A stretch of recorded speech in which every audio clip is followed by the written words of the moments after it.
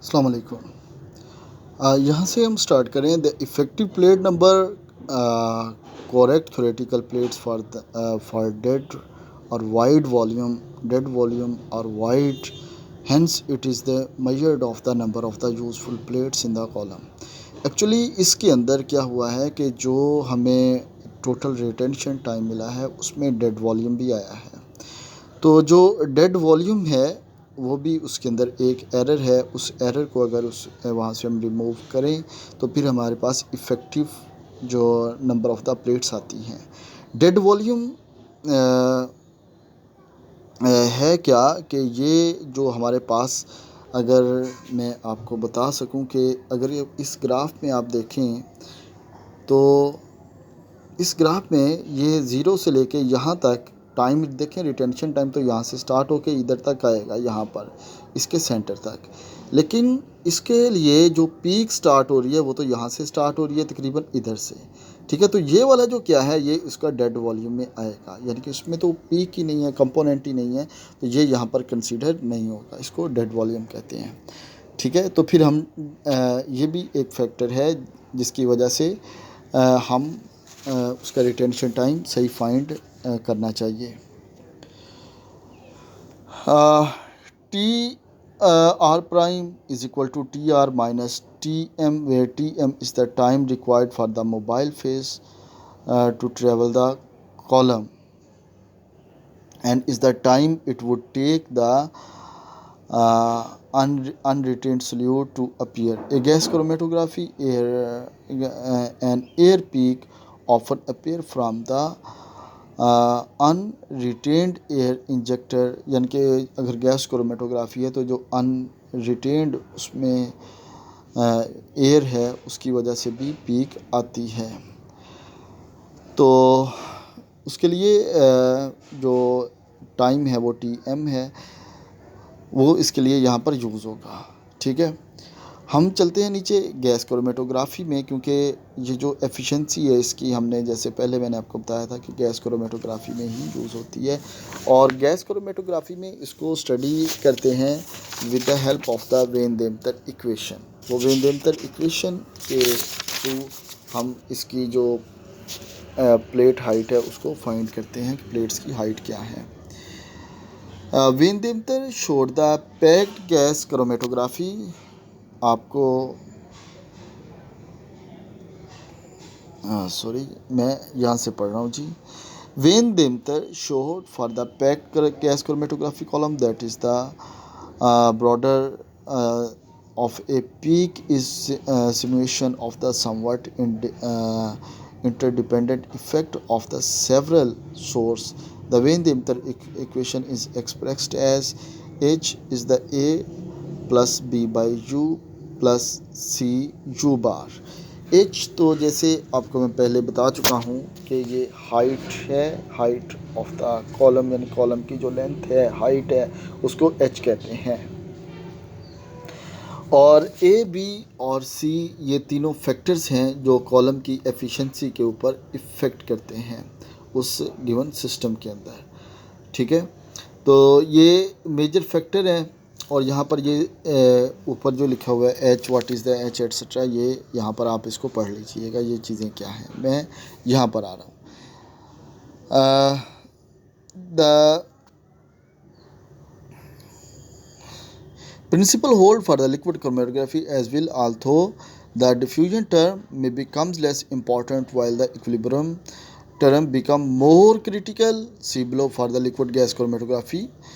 Here the value of the mu bar is equal to the column length L divided by the time of the unretained substance to be elute। और फिर आगे ये different चीज़ें उसकी जो बताई हुई हैं इसको ज़रा आप समझ लीजिए। एच क्या है? हाइट है, इसको HETP भी कहते हैं एच को। इसका मतलब होता है height equivalent theoretical plate, HETP, height equivalent theoretical plate भी इसको कहते हैं। ए क्या है? एड है, एडी डिफ्यूजन है। बी क्या है? लॉन्गिट्यूडिनल और मॉलिक्यूलर डिफ्यूजन है। सी क्या है?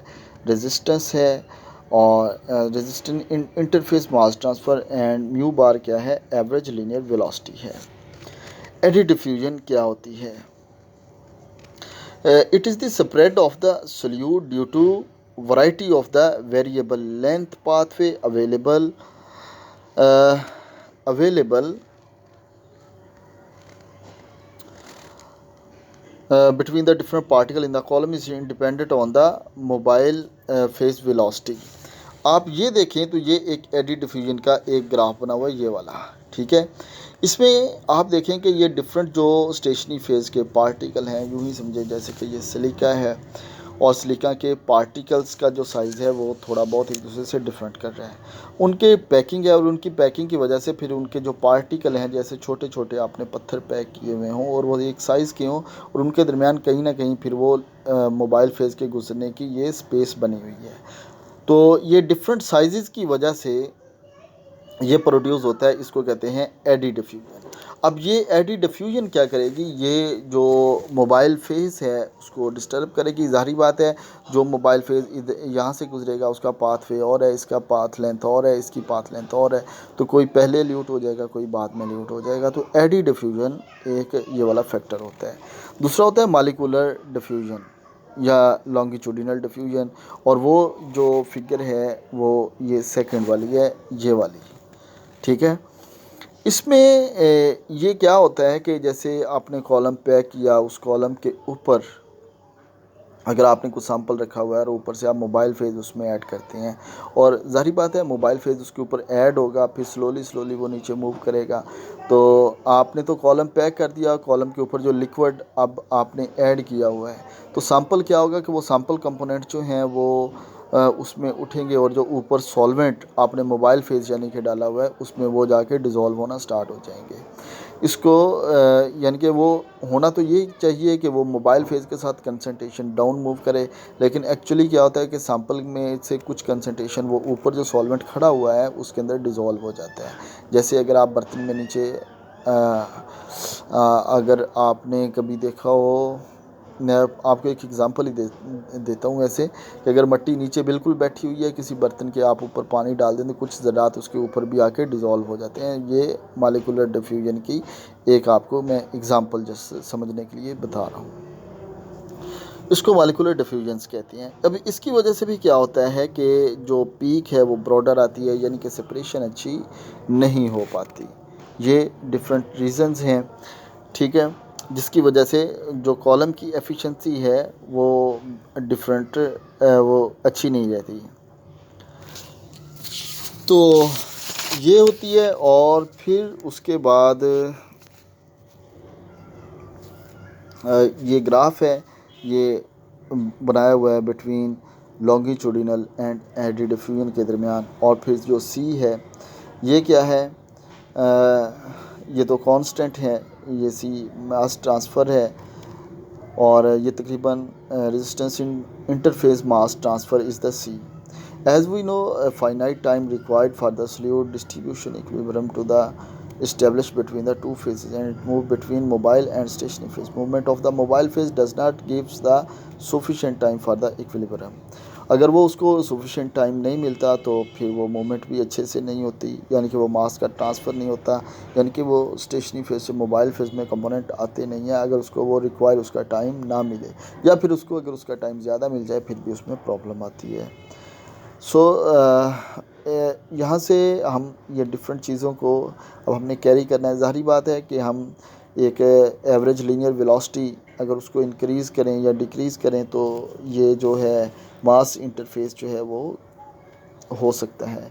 इस तरह जो लॉन्गिट्यूडिनल डिफ्यूजन है, अगर ये है हमारे पास जो हो रही है, तो हमें फिर भी ये है कि वेलोसिटी इंक्रीज़ करते हैं, और लेकिन वेलोसिटी इंक्रीज़ करने से क्या होगा कि हमारे पास फिर वो जो उसका जो सी है वो डिस्टर्ब होगा, यानी कि मास ट्रांसफ़र जो है वो डिस्टर्ब होगा। तो ये सारी चीज़ों को एक मॉडरेट लेवल के ऊपर लेके चलना पड़ता है, ठीक है।